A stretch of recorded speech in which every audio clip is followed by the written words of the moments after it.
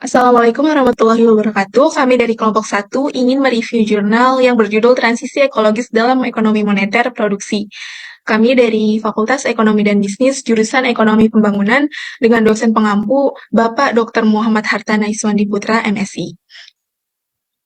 Sebelum itu, izinkan saya untuk memperkenalkan anggota kelompok saya. Yang pertama ada Naira Muna, selanjutnya Fahri Wildan Giani, ada Aisyah Mutiara Putri, dan Muhammad Nizar Sifki, dan saya sendiri, Fieni Asyazami. Yang pertama, pentingnya transisi ekologis. Transisi ekologis merupakan respons mendesak terhadap krisis lingkungan global yang ditandai dengan pemanasan global dan degradasi ekosistem. Jurnal ini menyoroti bahwa penyebab utama masalah tersebut adalah ekonomi moneter produksi yang berakar pada kapitalisme modern. Sistem ini dengan dorongan yang kuat untuk pertumbuhan tanpa batas telah memanfaatkan sumber daya alam secara besar-besaran tanpa mempertimbangkan dampak ekologisnya. Oleh karena itu, transformasi menuju ekonomi yang berkelanjutan tidak hanya penting tetapi juga mendesak untuk memastikan keberlangsungan hidup manusia dan spesies lainnya. Pendekatan ekonomi ekologis yang diadvokasi dalam jurnal ini menegaskan bahwa ekonomi harus dilihat sebagai bagian dari ekosistem, bukan sebagai entitas terpisah. Konsep ini mengubah cara kita memandang hubungan antara aktivitas ekonomi dan lingkungan dengan menempatkan batas-batas ekologis sebagai kerangka kerja untuk pengambilan keputusan. Slide selanjutnya akan dibacakan oleh rekan saya, Nuzla. Untuk selanjutnya yaitu peran bank sentral dalam transisi ekologis. Bank sentral memiliki posisi strategis dalam mendorong transisi ekologis karena pengaruhnya terhadap kebijakan moneter dan sistem perbankan. Jurnal ini mengkritik prinsip netralitas pasar yang dipegang oleh banyak bank sentral, karena seringkali prinsip ini memperkuat status quo yang merugikan lingkungan. Sebaliknya, jurnal ini menyerukan politisasi kembali kebijakan moneter dengan fokus pada langkah-langkah proaktif untuk mendukung keberlanjutan. Nah, peran-perannya ini yaitu penyesuaian suku bunga hijau. Bank sentral dapat menetapkan suku bunga berbeda untuk bank yang memberikan kredit pada proyek ramah lingkungan. Pendekatan ini memberikan insentif kepada bank untuk memprioritaskan sektor ekonomi rendah karbon. Selanjutnya, penghijauan kerangka agunan. Hanya aset yang mendukung transisi ekologis yang dapat diterima sebagai ayunan dalam operasi pembiayaan kembali. Ini akan memaksa perusahaan untuk mengadopsi standar lingkungan yang lebih tinggi.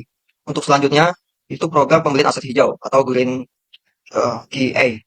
Bank sentral dapat membeli obligasi yang mendukung proyek ramah lingkungan, menciptakan pasar yang lebih besar untuk investasi hijau. Yang terakhir tuh peningkatan persyaratan cadangan. Bank yang memberikan kredit untuk aktivitas pencemar dikenakan persyaratan cadangan yang lebih tinggi. Meningkatkan pembiayaan untuk sektor intensif karbon. Untuk selanjutnya akan dilanjutkan oleh Naira. Selanjutnya yaitu keterbatasan kebijakan moneter dalam isolasi. Meskipun kebijakan moneter hijau penting, jurnal ini menegaskan bahwa langkah-langkah ini tidak cukup untuk mengatasi perubahan iklim. Beberapa keterbatasan utama yaitu meliputi yang pertama, ketergantungan pada permintaan kredit. Kebijakan moneter hanya efektif jika ada permintaan kredit dari sektor rendah karbon. Jika sektor hijau tidak menawarkan peluang keuntungan yang menarik, kebijakan ini akan memiliki dampak terbatas. Yang kedua, kebutuhan akan pendekatan multidisiplin. Kebijakan moneter harus dilengkapi dengan kebijakan fiskal hijau, regulasi makroprudensial, dan upaya pendidikan publik untuk meningkatkan kesadaran lingkungan. Selanjutnya akan dibacakan oleh Aisyah Mutiara Putri. Baik, untuk selanjutnya kita akan membahas mengenai mengintegrasikan kriteria ekologis ke dalam keputusan ekonomi.